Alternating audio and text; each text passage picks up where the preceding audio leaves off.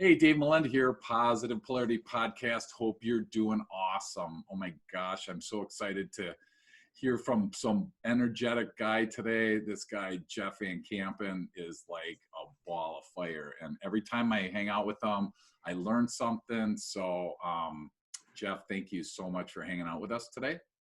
Dave, man, it's always a pleasure to speak with you. Our energy is, and especially based on our personalities, we have a lot of commonalities. So I'm excited for this conversation, and it's an honor to speak with you this morning. I gotta stand. I can't even sit, dude, because I know that this is going to be so powerful. So, The energy. as owner of UVK Media here in the metropolis of Milwaukee, which we're honored to be part of.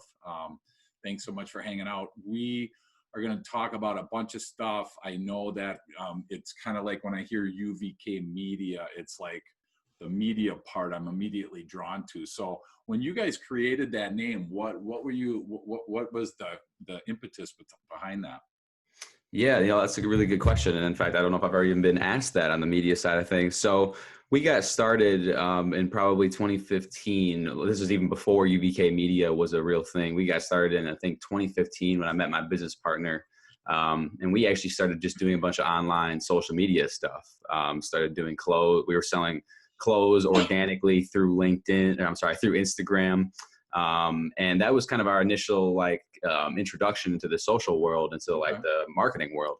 And, fast forward some years, we end up kind of just parting ways with the clothing line. And we decided that, our core focus and the thing that we enjoyed the most was helping other people get their marketing on point. And so then the media came from, at a time when we first started, we were doing a ton of content marketing. So just a lot of video work, editing, production, just creating anything for social media that people could help people stand out, and obviously the times have changed a little bit, business has shifted, but the media really came from the video production work that we started originally doing. Well, and as we go through this, it's going to be fun because I'm socially ignorant when it comes to social media and that kind of stuff. So if you start using words that I don't get, I'm just going to be like, dude, okay, because you've already said a couple words that I'm like, I don't even get what they mean. So if you start doing that, I'm just going to stop you. So no offense, it's just because I have no clue what you're talking about. So for sure, yeah. Video I get, audio I get. I mean, those things I understand, but you start talking about some other stuff, especially when you start doing initials of things, that just kind of freaks me out. So I just fair warning, that's kind of jump in as we go through this. So right now, what's the primary focus of UVK as it sits right now? Yeah, that's actually a really solid question. Our bread and butter right now, and kind of our, unique selling proposition, as I'll call it, is helping chiropractors fill their schedule without having to post on social media every day. Okay. And so our really target niche is the chiropractic industry. When we had got started, we were like any ignorant 23, 24-year-old business owners. We're like, oh, we run a marketing agency. We can serve everybody. Everybody needs marketing. Well, you know how that goes, sure. Especially, when you're for everybody, you're for no one. And that's become inherently true as we progress in the marketing world. Sure. And so we made some pivots, and we were working in the fitness space for a while. We've worked with some random folks as well, but our real bread and butter is chiropractors. And what we do for chiropractors, again, with the slogan being helping them fill their schedule without having to post on social media every day. Our bread and butter is the Facebook ad side of things, building out these sales funnels and these online digital funnels to advertise a chiropractic practice for new patients with a good message, and then ultimately get them in the door to grow their book of business. Gotcha. And it's nice too, and the slogan comes in, there's a lot of hassle with posting on social media every day, a lot of upkeep, just a lot of consistency and a lot of time investment, Sure. And when you start getting into Facebook ad side of things, what's nice about that is it can really run on autopilot. If you got a working message and a working ad, I mean, we see ads run for, 6 weeks straight without any decrease in performance, Wow. So, and over time they will eventually kind of fatigue, but from buying back somebody's time as a chiropractor, as a business owner, Sure. the Facebook ad side of things is really unbeatable in our viewpoint. Sure. Well, and it's so unique. So as a coach, as a business coach, what I run into a lot, and I'm sure you run into it as well, is like in that case there, you know, a chiropractor went through how many years of school, invested a bunch of time in learning his craft, his trade, and then all of a sudden he or she decides that they want to jump into business. And it seems like, you know, that should be a no-brainer. You know, you just kind of hang your shingle, you put your open sign in, you maybe back in the, you know, this will date me, back in the day, even before you were born, throw an ad in the yellow pages, you know, Mhm. and then it naturally would happen, right? And so today it's so much different. And so I run into a ton of business owners that are fantastic at what they do. But to your point, it's like, how do I get the phone to ring? What do I do once the phone rings? How do I, you know, how do I market my business? So when Yep. you run into that, that's got to be where you kind of take over for them, let them do what they're good at doing, and then you do what you're good at doing. Is that kind of how that handoff works? Yeah, and I think that's brilliantly said, and I think there's a lot of truth to that. Chiropractors, and this is true for a lot of industries, but chiropractors are, you know, definitely not out of the norm in this case. They graduate school, like, you know, to your point, really, really good at what they do in the chiropractic world and doing the adjustments and the patient treatments. But in the scheme of things, especially those that go on to own their own practice, that, you know, the delivery, aka the adjustment or the treatment, is such a small percentage of the overall business. It's such Sure. a small percentage, you know. And so when you look at any business, you have the 5 core functions of a business. You have lead generation, lead nurture, sales, fulfillment, which is their delivery, the chiropractic adjustment, and then resale and ascension, right? Okay. And so if you look at the 5 core functions, the chiropractic adjustment is really only one of those 4 pieces, you know. So then they have to figure out, okay, now I'm in my own world. Now I'm in my own practice. Now I do have to generate leads. Right. Now I do have to nurture those leads. Now I Yeah. do have to sell, you know. Yeah. And so Yeah. there's these obstacles that, you Right. know, they have to start overcoming. And so that's, you know, to answer your question, that's kind of where we come in. Yeah. So we help from a Okay. lead generation standpoint. We deploy some automation for the lead nurture with some, you know, automated systems that we provide. And then we also help with the sales side of things too, you know, kind of get them to, you know, perfect their intake forms to get their patients emotionally invested in the journey that they're about to go on within the practice, you know. Yeah. So it's a mix of, it's a lot more than just the adjustment, to your point. And so we Sure. try to bring the balance to, Awesome. you know, what they're doing already. And it's so helpful to have somebody come alongside you and help you with that because, again, you know, I remember having lunch with an architect, and he was you know, one of the professors at the local college, and he taught architecture. And excuse me, and he said in his 6 years of school, there was literally 1 or 2, I can't remember, classes that talked about business. He said, I'd love to open my own architectural practice. I have no clue how to do it. And so how many people, you know, listening now, you know, are like, oh my gosh, I would love to open up my own business. I just don't have the first clue how to do it, from whether it's the legal perspective, the sales perspective, the marketing perspective, how to build a team. I mean, there's all these chunks. And so, you know, it's awesome that you have identified and honed in on one, you know, chunk of that. For me, it's kind of unique because I'm a little bit different. I try and be more of a resource on a more wide topic, you know, Mhm. list. And some people criticize me, quite frankly, to say, you got a niche, you got a niche, you got a niche. And I'll never forget, somebody said, if you could just sell to left-handed plumbers, then that's a great niche. And, you know, for them, that was great. So we're going to look at it from both sides today, because you're going to talk about it from a niche perspective and the importance of it. And I totally agree. For you guys, that works really solid. For other people, though, it doesn't necessarily have to be that way. I just was Mhm. coaching a guy earlier this week, and I said, you know, when I first started, you know, I sold my existing business. We had 22 people on our team, 10 million in sales. Life was good, and I'm like, you know, I'm out. I tapped out, you Yeah. know, for whatever Mhm. reason. And so now I'm looking forward. I'm like, okay, what am I going to do with my day? And I was doing like anything just to kind of, Mhm. you know, start the thing. You guys probably did too when you just started. But Oh then, gosh. how did you hone into social media? How did that chunk like stick with you guys? Yeah, that's, you know, brilliant question there as well.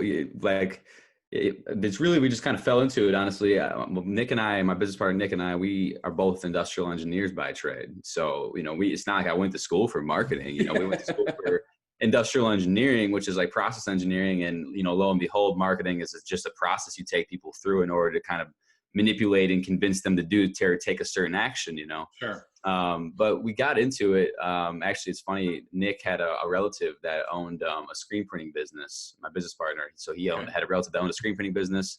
And then we ended up like, oh, we can just start printing t-shirts and we'll start making money and we'll sell them online. So that's like what got us into social media, Gotcha. Okay. And it was kind of just like one of those things. I remember the day we were sitting at my house when I lived over on the east side. Yeah. And, we were sitting at my house and he's like, yeah, my relative's got the screen printer. He's like, I think we could buy one too. And so we sat down on the couch and we bought like a $400 screen printer. And that's kind of what got us going. And we learned quickly we weren't really into printing t-shirts, but we were really into how can we creatively market these things. And so, fast forward a year or two later, we ended up just ditching the screen printer, ditching the clothes. And, now we're just marketing for people.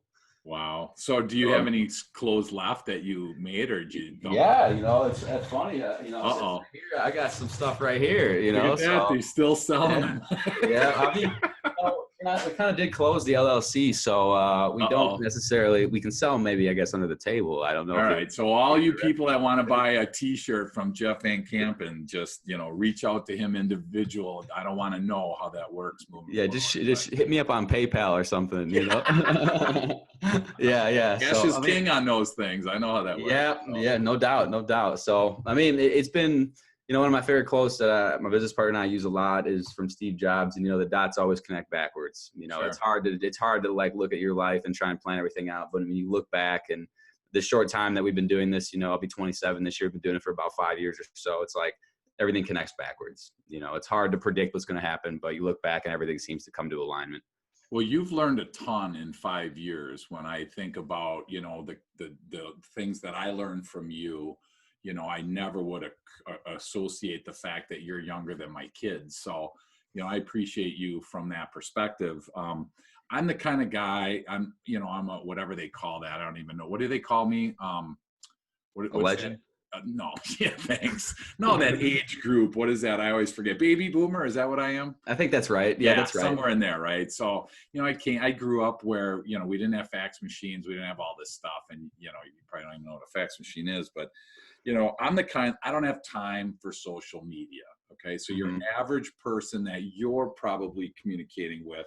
Don't think that, a lot of business owners are like, and I can almost justify it in my mind, Jeff, because if I can't get a return on my investment, if I can't see an ROI, if I can't say, I'm going to give you X number of dollars and I'm expecting something in return, then I'm like bummed out. But then I find out from you, like that you're, like your Facebook stuff, the ads and the things, are you guaranteeing a return on a certain investment for your Kairos? How does that piece work?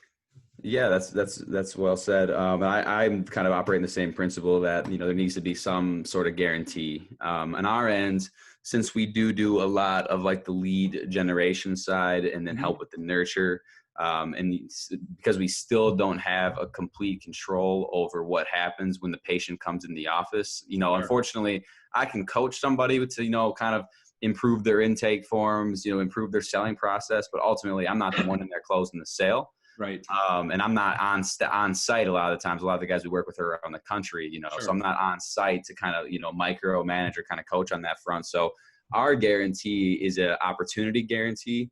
Okay. So from an agency perspective, we guarantee 30 opportunities every month. Wow. Otherwise we pay your next month's bill. Oh, wow. And so the thing with chiropractors is that, 30 opportunities, you take 20 to 40% will probably show up. They'll close probably 5 to 7 clients in a month. Okay. I mean, if those are 5 to 7 clients at even $1,500 a piece, sure, they've got 5X on their ROI. Yep. At a minimum, right? Yep. That's and awesome. So my conversation with them is, it's like, hey, so-and-so chiropractor, I'm going to get you 30 opportunities. And if they kind of push back on it, I'm like, oh, well, I kind of reverse psychology on them. I'm like, oh, you don't think you can close 5 people on 30 opportunities? Yeah. And then the ego kicks in. They're like, oh, I'll close 10 of them. Yeah. I'll close 10 of them. And then I'm like, perfect, dude. We're gonna be working great. This is gonna be awesome. Nice job. So, and then that's some stuff that and I've learned a lot from you in a short time. I've learned a lot about selling and how the basic principles and foundations. And sometimes start taking the sale away, and people will sell themselves. Yeah, that's awesome. You know? And I think that, we together have communicated a lot about the fact that in my simple terms, the simplest terms that I have is I think that marketing gets, I think of you get the phone to ring. I mean, that's Mhm. your focus, whether it's an email, phone call, I don't care, but you're getting a prospect to get off of his chair, get off of her chair and do something towards one of your clients. And in this case, 30 a month, holy cow. I mean, that's fantastic. So, I know you're a super huge into metrics kind of guy. So what's your running average, or how do how do you measure that currently?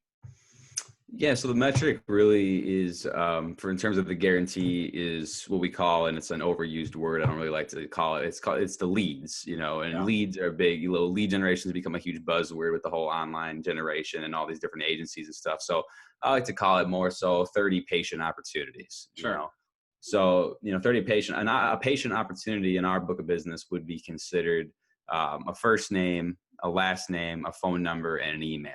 Okay. And so Gotcha. that the doctor is getting those three assets, the full name, the phone number, and the email. Sure. And so, some of those leads will call in right away. Other times, the doctor's going to pick up the phone, or their internal staff's going to pick up the phone and make the calls. But at the end of the day, we have this principle that we teach in pretty much all our marketing called the golden rule of marketing, where especially if you're spending money on advertisement, you want something in return. And usually that return is contact information. If I go to a store and I buy a candy bar for $5, I'm expecting a tangible item in return. I'm not just running ads to get views. I'm not running ads to get likes or comments. I'm running ads to get tangible stuff that I could use for my business, which is Sure. this case is a human being's contact information Sure. that Okay. they can then call on, because that's the Gotcha. tangible return.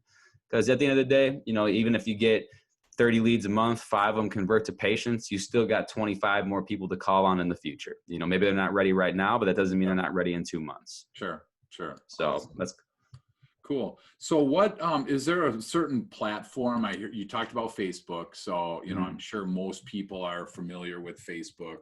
Is there a certain platform that you guys use on a consistent basis? Is Facebook your number one platform? Yeah, I would say Facebook is number one. For the ad side of things, we've run ads on Instagram. You can run ads on Instagram. You can run ads on Facebook. I would say Facebook is primarily our place that we do look for the ads, just because of the wide range of demographics on it. Okay. And again, like, I'm not pushing away from, the Instagram, lead generation or Instagram advertising. I think there can be a lot of success on there too. Sure. We've just done more so on the Facebook side. Okay. And then, so from an ad perspective, it's pretty much Facebook for us. And then we also run like a Facebook community, like a Facebook group, which are Okay. becoming really, really big on Facebook. Which is, we call our group's called Chiropractic Marketing Secrets. So it's a group of 300 chiropractic business owners. We do a lot of educational stuff in there, a lot of mindset stuff. And then every once in a while, we'll have a little right hook in there, call to action, come to work with us kind of deal. But for the most part, it's just a value added community. A right hook. That's what you call it, huh? Yeah, we call it, that's the Gary V methodology, the jab, right hook, Oh so you add value, and then right hook them.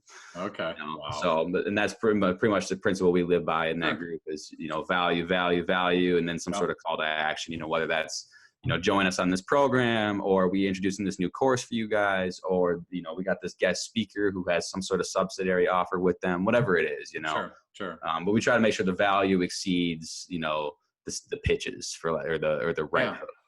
So I want to unpack that a little bit, that Facebook group, because I think that, we talked about this ahead of, offline, that, you were kind of surprised that LinkedIn groups haven't gotten more traction. Mm-hmm. So I'm a business owner. I'm on LinkedIn, an hour a day at least, for a variety of different reasons. 98% of it is professional, and I'm trying to grow my business, trying to help other people connect dots, things like that. The vast majority of people my age, in my, in my, demographic, are probably doing the same thing.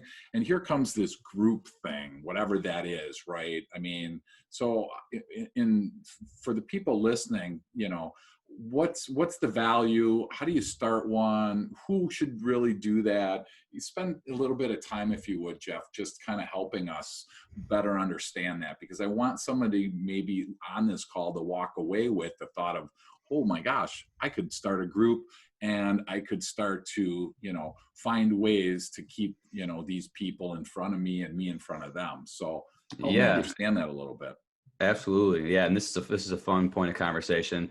And this is actually fun to dive into because I think that a lot of people I haven't realized a lot of the changes that Facebook has made to their platform, not so much even within the last 10 years, but more so within the last 3 years. Okay. So in 2017, Facebook made somewhat of a change in their mission statement. And their mission statement is all about building community, friends and family community. It's basically based on those 3 words: community, friends, and family. Okay. And so they wanted to be a community driven platform, not so much a business platform.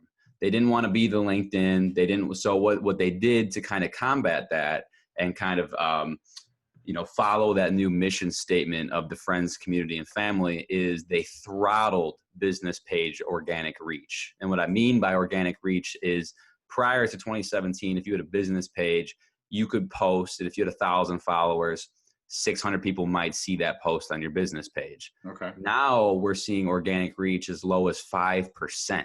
So if you have 1,000 followers on your Facebook business page and you post, maybe only 50 people are going to see that post.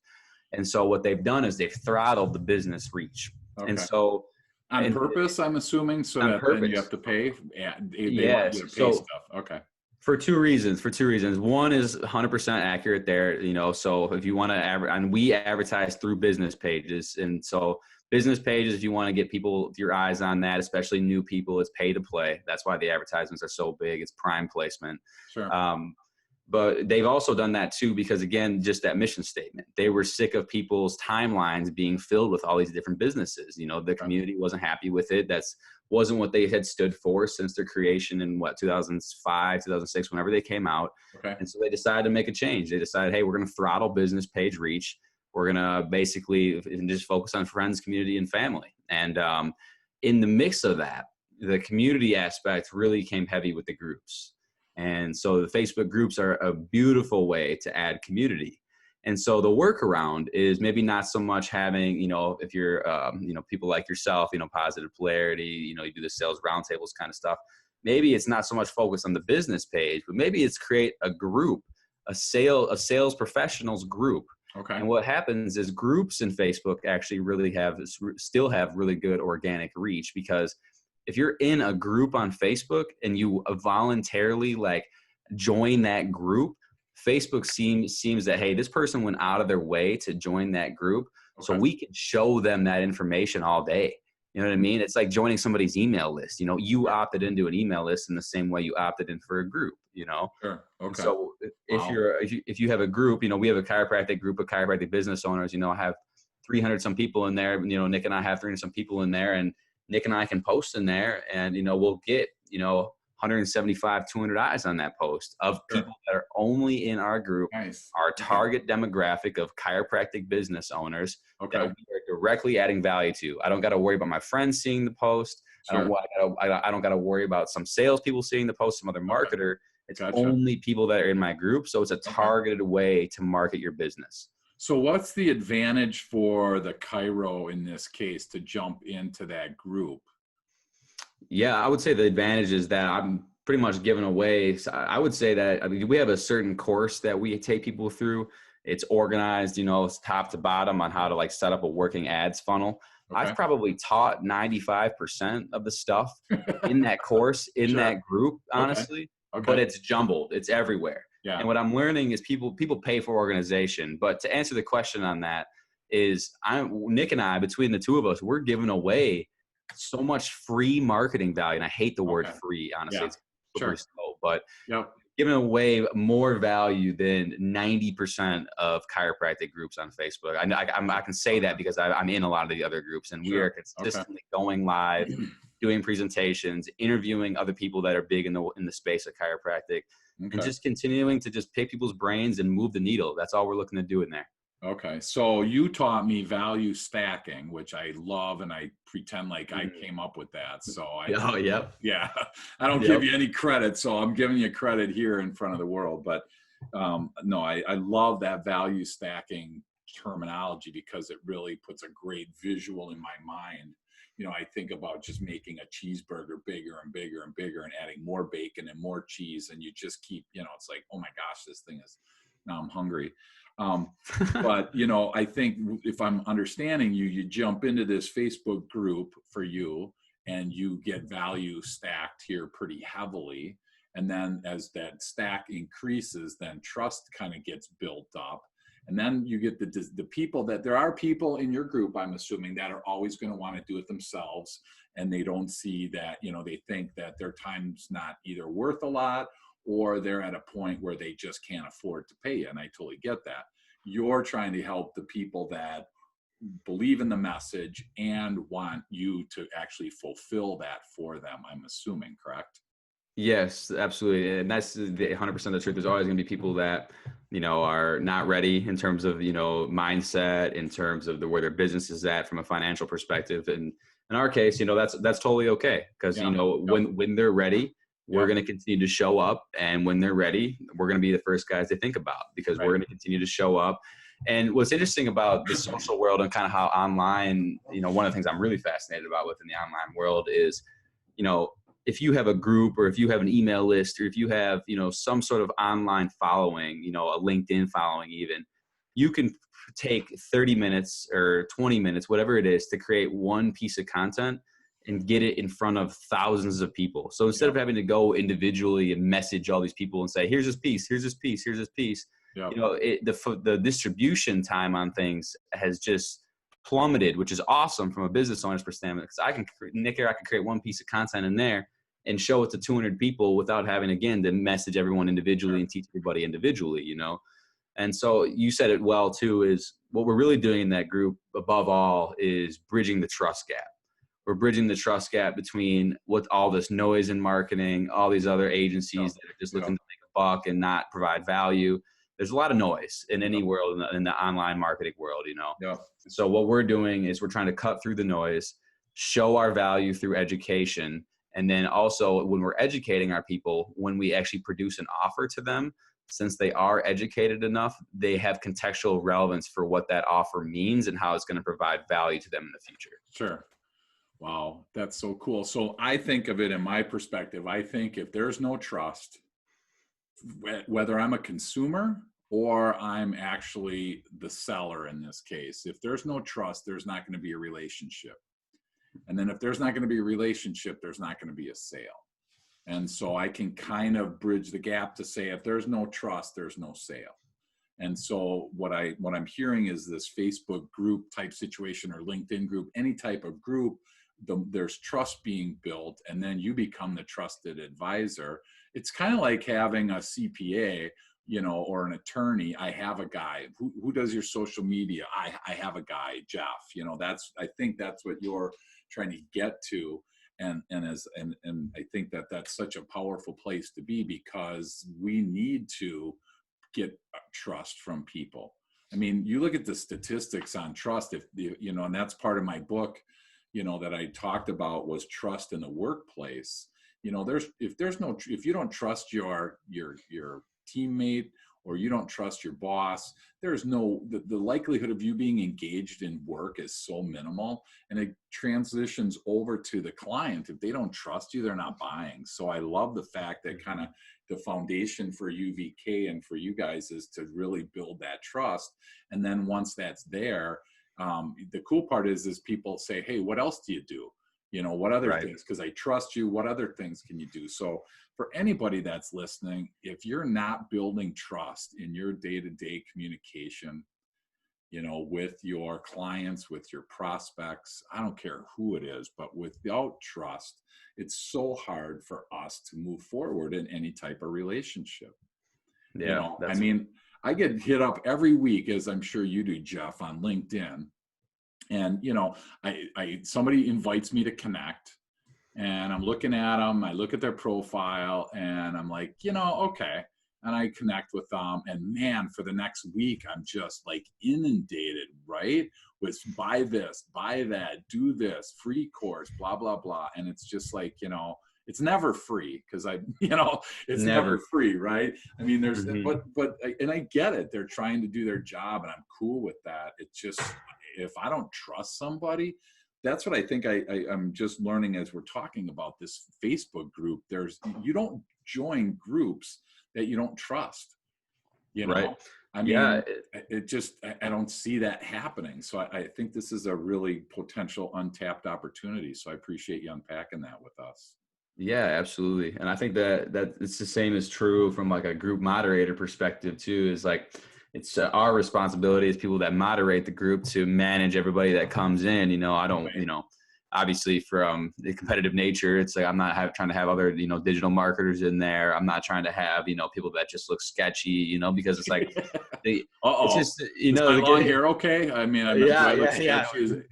We'll get you in there. We'll Okay, get you in thanks. All there. right. Yeah. I'll put in a ponytail if I need to. Sorry. Yeah, and I think one other piece I want to just really quick touch on in Yeah. that, and this is the people that are, I would say, the way people are with like the internet and just like the world today is not only is the group building the trust, but I would even argue that somewhat above that even too is the group is building, back to Facebook's point, the group is building community. Sure. And most people nowadays, especially, I think it's even more prominent for, my generation, Yeah.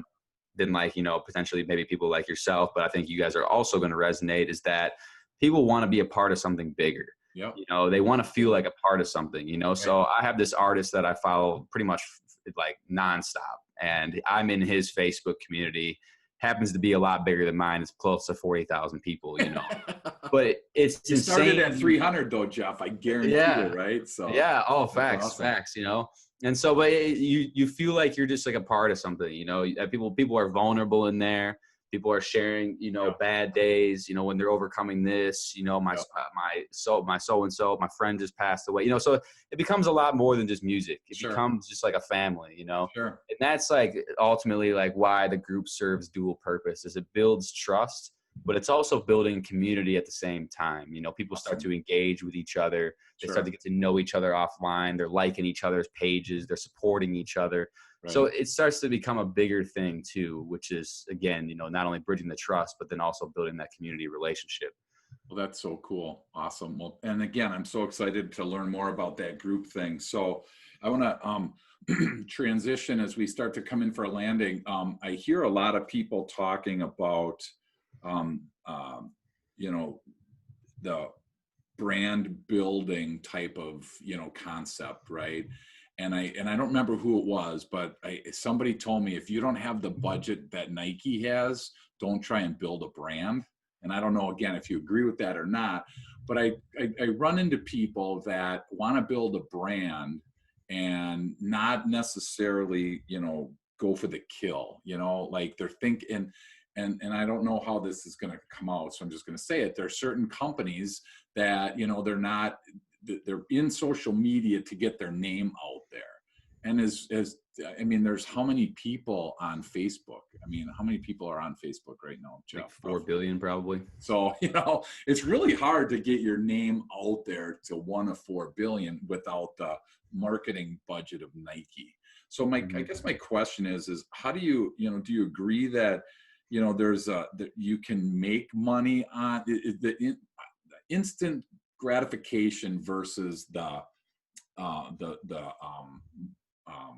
building a brand thing? I guess I'm trying to understand, as a business owner, there's got to be there's got to be something that's right for me, because if I invest all this money and I'm building a brand, but I don't necessarily have a call to action, or there's nothing that's in there that's going to help, pay for this venture. That's where I love the fact that you're offering 30 leads, 30 names, 30 patients, 30 prospects, whatever the word is, per month. What do you tell people that are just in it to build their brand, I guess is the easiest way that I can say that? Yeah, I think we'll approach this a couple different ways. I think there's a statement that I read recently. Some gentleman who I've been deep involved in his work lately. He's an older business coach named Dan Kennedy. He talks a lot about the abundance versus the scarcity mindset. So the idea that you're not going to be Nike, you're not going to be Coca-Cola, and you don't want to advertise. Those guys do brand marketing. Hmm. They don't have any sort of, we do direct response marketing where we're Okay. soliciting response from people, right? Gotcha. All right. The Nike and the Coca-Cola, they never once in your life do you see an ad for Coke that says sign up your name here and we'll give you 30 cents off a Coke. They're Yeah. just showing you their ad in hopes that next time you're in a restaurant making a buying decision on a soda, Yeah. you think of their name. Gotcha. So 90%, 99.9% of businesses that are listening to this and are just in business are not going to be those guys. Okay. But I would still suggest, I think that brand creates longevity. Sure. Because brand again associates with a community of people. It associates a name with trust, but I think people approach branding wrong. I think when people think about branding, they think they need to go out and get this fancy logo and they need to spend all this money to build brand recognition. And I would say a brand above all just represents a promise. A brand represents a company's promise, and the logo is the visual representation of that promise. And so you could have 5 people that know your brand, but they all know that promise. Sure. But Okay. there's a gentleman we met with yesterday, and he's like, yeah, you can make a lot of money in a hurry, just selling one-off stuff, having no brand. But again, there's no community in that. What's the fun Sure. in that? What's Sure. the quality of life? What's the quality of the sale? What's the quality of your reputation? So back to the point where I was bringing up Dan Kennedy, he talks about, the ocean. You can go to the ocean with a spoon or a bucket. The ocean doesn't really care because Yeah. there's so much out there, right? Sure. Yep. So like the idea that like your brand is going to be Nike and that's why you're not building a brand Yeah. is, in my opinion, somewhat of a flawed mindset Sure. because none Okay. of us are really going to be Nike. But Sure. I'm looking at this video we're doing right now in this podcast, and I can see I associate you with positive polarity. That's what Sure. Dave is. And I Sure. associate positive polarity with you as a person and your promise, right? Sure. Yep. And just because millions of people don't know who you are doesn't mean that brand hasn't had an impact on the 1,000 or 2,000 people that do know who you are. Sure. Sure. You know, Awesome. Well, and I love the words direct response marketing. So I think that kind of added a ton of clarity for me in that we hopefully are marketing for a response. And I hmm think that's the difference between marketing, the brand building, to your point, you never see, or I don't recall ever seeing Coke advertise like a code or a QR code on the front. right. They're just not doing that, right? Maybe they should. Yeah. So if Coke's listening and you guys do that, it's Jeff's idea. So, but I think the direct response piece makes a ton of sense, to think about that. Everything that we're doing from a marketing perspective hopefully has a goal in mind.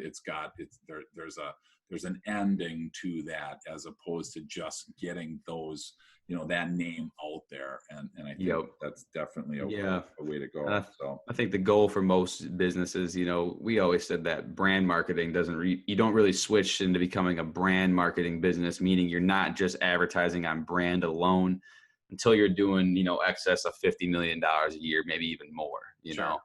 And so the That's reality right is around where like, you guys are. So you're getting close yeah, to right. that. We That's should start awesome. doing brand, UVK Media Yeah. brand, right?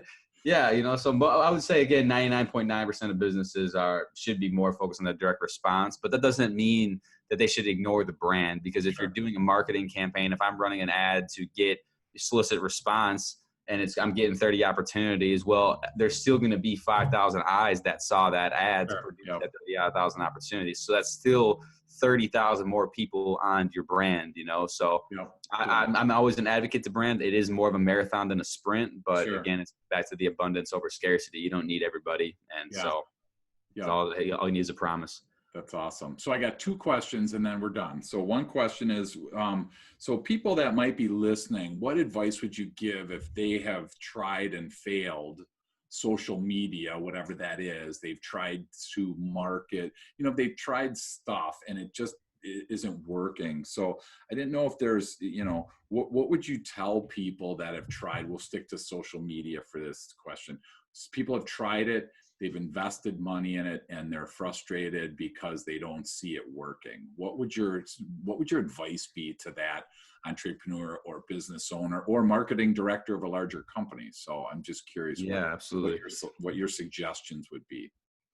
I would say a lot of times that people struggle initially in the marketing is that they're operating on what we call the beige area, Right. so they don't really have a target avatar. They don't have a good, uh, idea of the needs, wants, goals, and fears of that said avatar. And so I guess to summarize that piece is they haven't done their research on what the people that they're trying to market to are going through and the language Okay. that they're speaking. Okay. A very small percentage of it is actually like making a post or making an advertisement. A lot of research has to go in the front to learn about that avatar, to learn the messaging they resonate with, and then craft an advertisement that's directed at that avatar, again, with the language that they're using. So a lot of people just, again, they're like, oh, like I made the mistake too. I'm like, oh, I'm a marketing agency. I can just work with everybody, and ultimately that makes your message convoluted. You operate in the gray or beige area, Sure. And so Okay. I think one thing people can do to just improve that right away is just get more specific and get more targeted, Okay. come up with some sort of avatar, come up with some sort of message that the avatar resonates with, and then start to just advertise, act like you're talking to a specific person, Yeah. take time to build out 3 avatars, give them names, talk about their family life, talk about their business life, their problems, their struggles, their fears, their goals. And then you can actually say, okay, these are people that I've written out. I'm going to make a message that resonates with this person and I'm going to put it out there. But at least you have direction then, Gotcha. rather than just trying to appease everybody. So this is a perfect spot to talk about briefly about this generation gap, because you're using the word avatar and I'm thinking Mr. Potato Head. In my training, I use Mr. Potato Head, right? Yep. Because you can build your ideal client. You can put the eyes, the ears, the nose, the mouth. You can do whatever you want. You can make that exactly how you want. I'm assuming that the avatar is a modern day Mr. Potato Head, correct? Absolutely. Absolutely. Yep. You just understand what traits that person has, what they're going through. And again, it's just, there's so much noise out there that if you're trying to appeal to everybody, you're not really going to get anybody, Your goal is to be the big fish in a small pond, not a small fish in a big pond or a big fish in a big pond. You want to be the big fish in a small pond.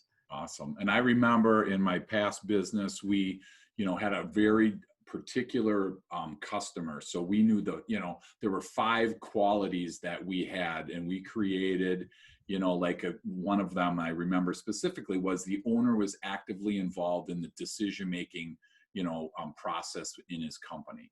He didn't have, for what we did, we preferred to talk to the owner and they were actively involved in the decision-making process rather than having a buyer, let's say.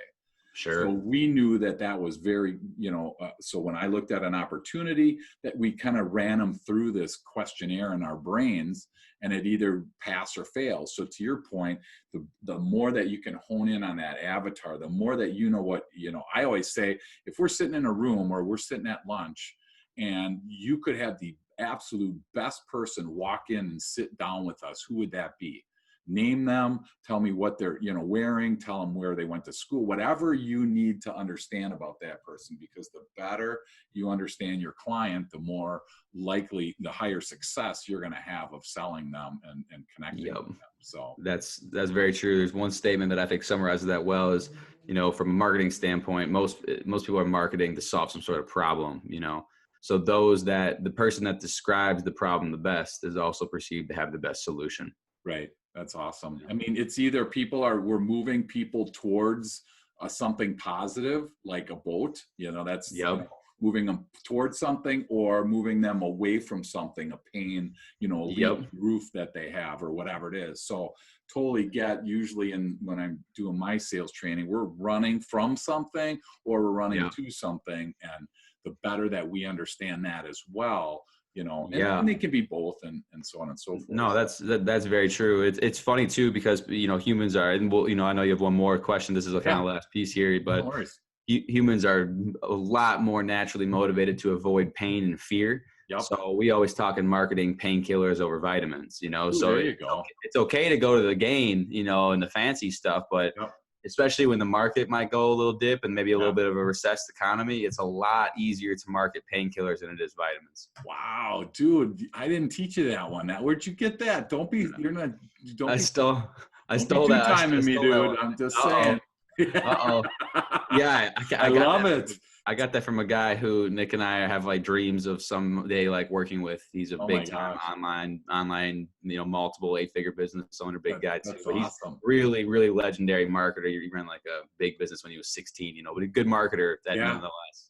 I So stole that from him. painkillers versus vitamins. What a great spot to end this on. So the question is totally on a off topic, but it's tell us one thing about yourself that not a lot of people know.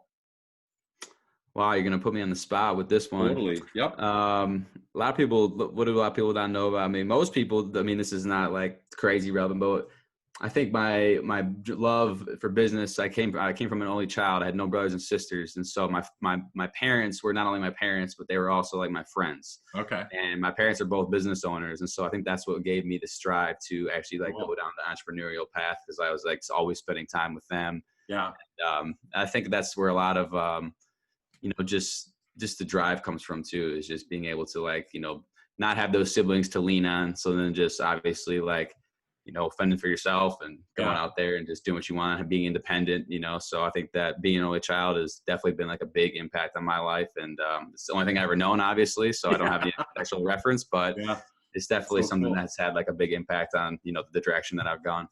Well, it's funny. I'm an only child too. And No kidding.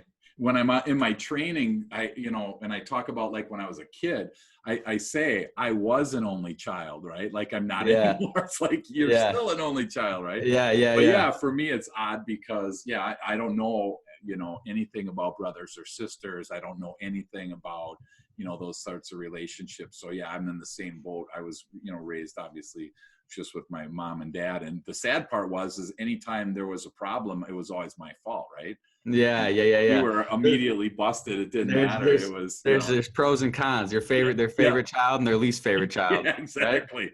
Yeah, you never could hide behind nothing. I couldn't hide behind the cat. I couldn't hide behind nothing. So 100%. That's funny, man. And no wonder we get along, man. Yeah, exactly. So don't spread that though, that we're only child, because somehow people like think we were privileged or something, or you didn't have it bad because you're an only child. So I've heard right. That. So 100%. Well, awesome. Hey, do me a favor and share with the group here the best way to get a hold of you, and any last words about UVK. I'd love to hear. Sure. Yeah. Best way to probably get a hold of me personally would be Jeff at UVKmedia.com. That's just the primary email, and that's UVKmedia.com, Jeff at UVK Media. Other than that, you can feel free to check out our Facebook group. If you're a chiropractor, Chiropractic Marketing Secrets is the Facebook group. We teach Facebook ads, sales funnels, messenger bots, all that kind of fun stuff. And other than that, feel free to connect with me on LinkedIn, same name, Jeff Van Kampen, and I'm happy to share some of those links with you as well, Dave. And if anybody needs to get like a direct line to me, phone number, I'll let them get in touch with you, and then we can make that happen. Yeah, we'll throw all that in the show notes so that we have that. Excuse me. Dude, I had a blast. So it was absolutely, man. You too. That went like crazy. And, I learned stuff. I take notes. I love the fact that I'm going to learn more about this Facebook thing from the group perspective. And again, I so appreciate your time, but I also appreciate the knowledge that you're willing to share with everyone listening. So feel free, you guys, to reach out to Jeff. He's been a great inspiration and resource for me. And, if you're a chiro, he is the bomb. He's going to, who else is going to get you 30 patients a month to at least get in front of? I mean, that's just like, that's crazy good. And if it doesn't happen, then like the next month, there's no cost. So it's like, you can't lose. That's fantastic. So thanks, Jeff, again, so much for hanging out. And again, check out us, like us, do whatever you can do to spread the message and let somebody know how awesome UVK is. And as we close, make sure that whoever's listening, go ahead and say something positive to somebody else. Compliment somebody today, because we all definitely need that, especially in COVID-19 time where we don't get to communicate and connect as much. So go out of your way to say something positive and enjoy the rest of your day, and we'll see you next time. Take care.